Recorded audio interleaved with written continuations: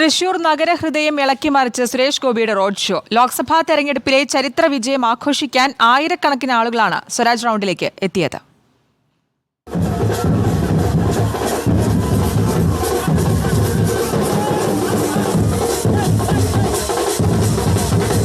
വൈകുന്നേരം 5:45 തൃശൂർ പൂരത്തിന് സമാനമായ വടക്കുംനാഥ ക്ഷേത്രത്തിന്റെ പരിസരത്തേക്ക് സുരേഷ് ഗോപിയുടെ മാസ് എൻട്രി.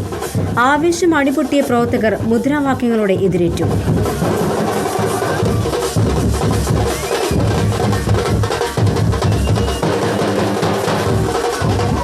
കേരളത്തിൽ അക്കൗണ്ട് തുറന്ന BJPയുടെ ആഹ്ലാദ പ്രകടനത്തിന് എത്തിയത് പതിനായിരങ്ങൾ.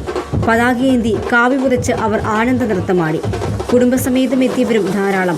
മധുരം വിതരണം ചെയ്തും വെടിക്കെട്ട് നടത്തിയും നഗരത്തിൽ ഉത്സവാന്തരീക്ഷം.